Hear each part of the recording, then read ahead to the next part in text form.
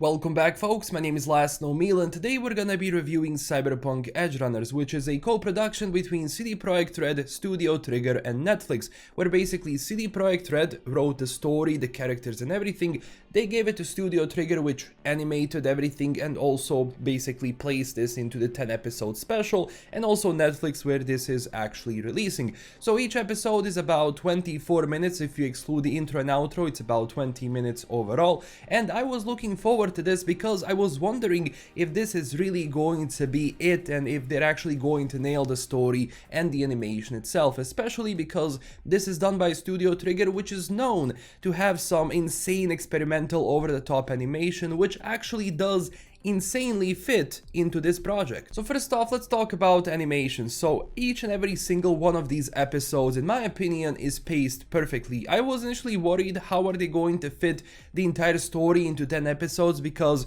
you have a story between David and Lucy and also the overarching story of the characters themselves and why things are happening the way they're happening. And having Studio Trigger animate all of that, just having crazy over-the-top action, was insane, and that's exactly how the world of Cyberpunk should be portrayed. But not just that.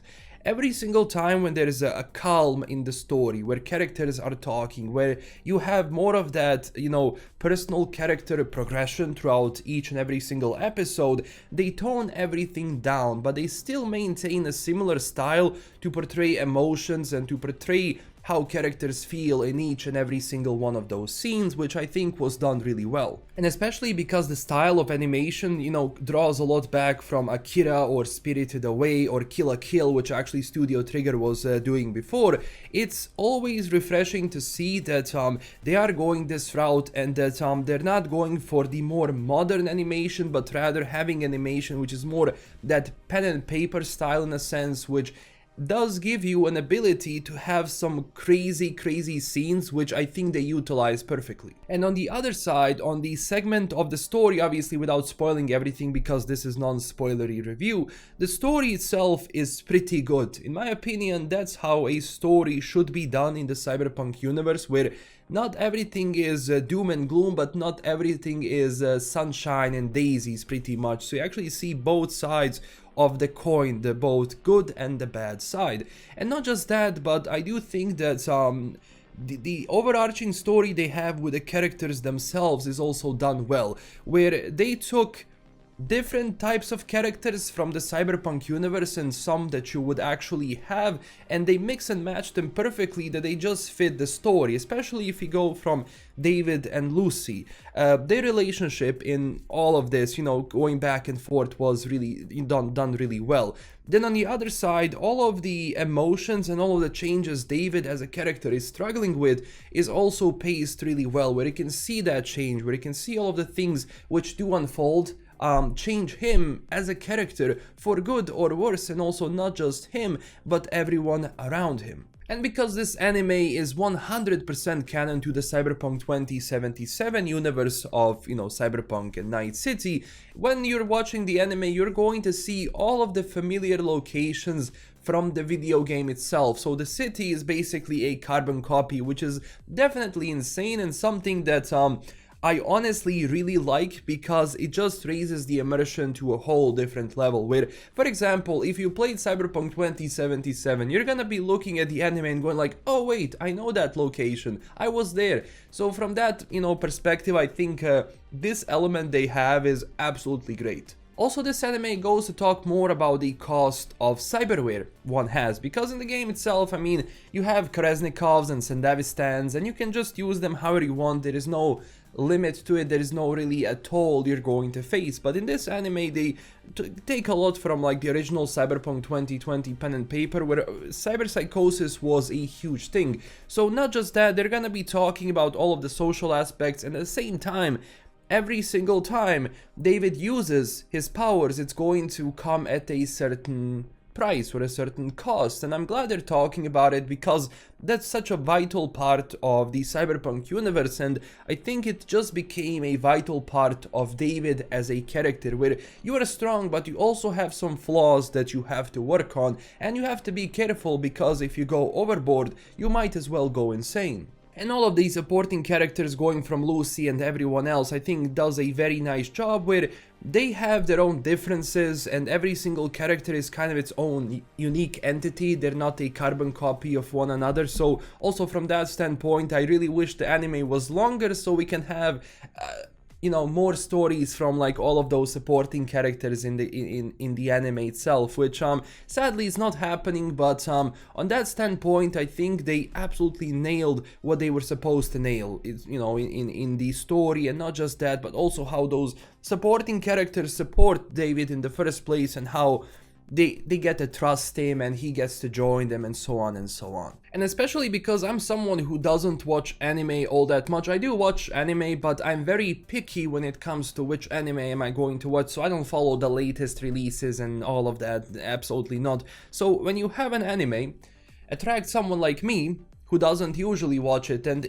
you know, going from a perspective of someone who plays and knows Cyberpunk lore, I was thinking, what if this is watched by someone who doesn't know anything about Cyberpunk? So I gave it to my friend. He watched in the entire season and he enjoyed it a lot because he also likes anime and he understood the story, which I think was very important, because if you want to attract more people into Cyberpunk, or you want to tell a story regardless of someone gonna be playing Cyberpunk 2077 or not, it's important you capture everything and you explain everything, and they managed to do it really well, where you can watch this even if you don't know anything about Cyberpunk 2020 or 2077 and still enjoy it for the story and get yourself immersed and learn more about the lore itself, because they talk a little bit about the lore and they explain you this world really well, the universe and everything around it, how it's being made, how things are done in it. I think from that perspective it was done really well. But of course, because they also like follow the lore and respect it 100%, I mean, it's just a treat for the eyes themselves. And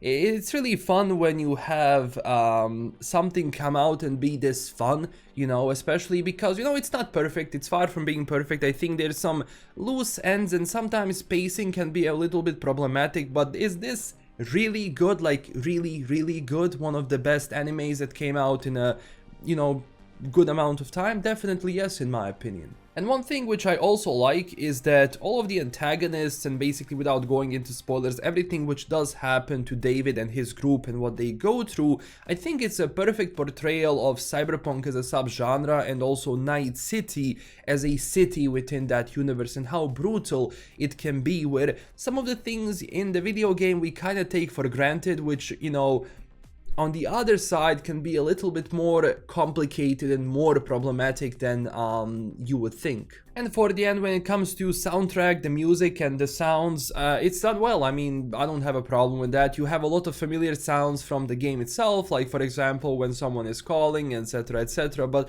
on the other side, I mean, when it comes to their sound engineers, when it comes to just the effects they use, it was good. I mean, nothing bad on that part. I mean, it was juicy and it was fun because it rounds everything up. The visuals and the audio fit together perfectly, which just creates this harmony and symphony that is important for the pacing, especially because you have to tell a big story in 10 episodes, which is not an easy thing to do. So do I think 10 episodes is enough for the story they wanted to say? Yeah, I think it was enough for the story they wanted to say. Again, am I sad this is not going to have more seasons and more development? Yes.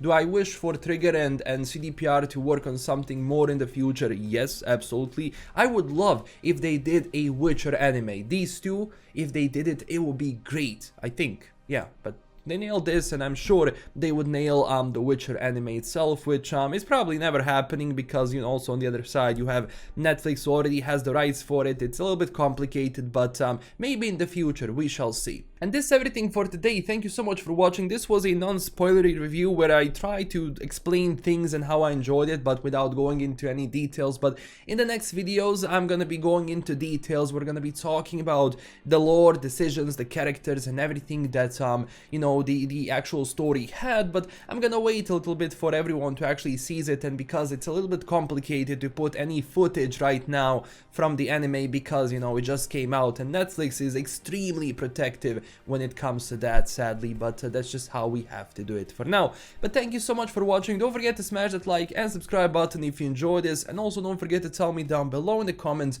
what do you think about all of this. And also huge thanks to my current Patreon supporters, and if you want to support the channel in an extra way, I do have a Patreon page you can check out. This is LKM signing out. Stay classy everyone, and I'll see you in the next video. Bye bye.